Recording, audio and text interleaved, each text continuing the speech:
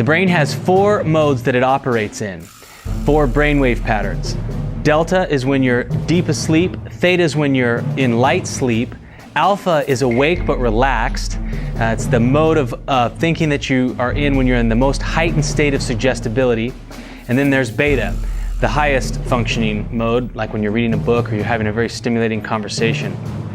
In 1969, Herbert Krugman did a study where he found that in less than 60 seconds, the human brain switched from beta brainwave patterns, those exhibited during logical thought, to alpha brainwave patterns. Alpha is not a bad brainwave pattern to be in, but when you're in that brainwave pattern a lot of the time, and if you look at the averages of how much people are watching television, this just leaves the mind unfocused and unable to concentrate. The effects of television on the mind are probably one of the most studied aspects of our society. And one of the things that takes place in the mind is that the frontal lobe is being bypassed. Within minutes of sitting down and watching television, the frontal lobe activity simply goes almost to nothing. The frontal lobe of the brain is the seat of spirituality, morality, and the will. It's actually the analytical portion of our brain, and it's actually the decision maker. And so it's a crucial aspect in regards to our future success and happiness is how well our frontal lobe is functioning. And unfortunately, entertainment television suppresses the frontal lobe of the brain.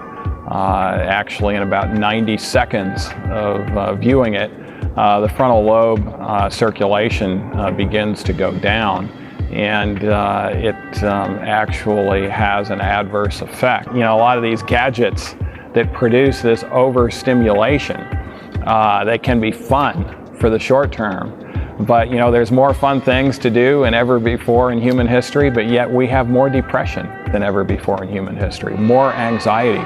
Mental health problems are skyrocketing throughout the world, and the entertainment medium is one of the primary reasons why this is occurring.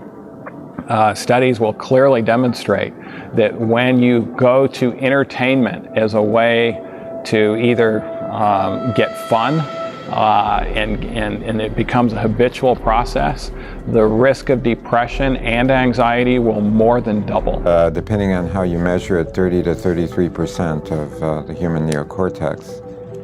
It has many functions which are often discussed in terms of cognition as executive abilities.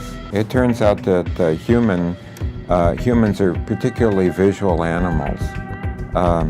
A lot of the information that is required for relating to the environment is visual.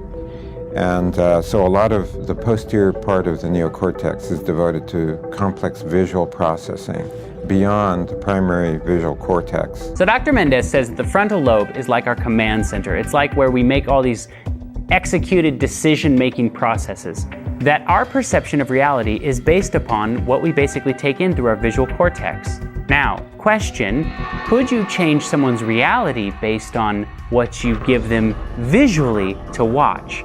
Dr. Michael Rich, a media expert from Boston's Children's Hospital, wrote an article about what happens in your brain when you sit down and you watch a 3D movie, and here's what he says. So what does your brain do when it's sitting in a theater looking at a giant screen wearing 3D glasses and swimming in surround sound, processing 24 images that flip by per second? Your brain dutifully processes those stimuli and does little else. In fact, your prefrontal cortex, which is involved in impulse control, future thinking, and moral choices, is basically inactivated during this process. That is why you get lost in a movie.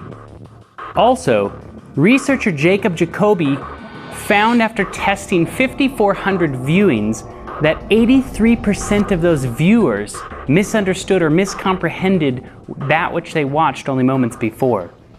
That's what happens when the prefrontal cortex or the frontal lobe is shut off. Research has shown that the limbic system cannot tell the difference between something that is real and not real. That's a job for the frontal lobes or the prefrontal cortex, which is virtually shut off, remember? So what happens is your limbic system then reacts to television or a movie as if it's real. It releases the appropriate hormones of the fight or flight system in conjunction with the stresses that it places upon the body.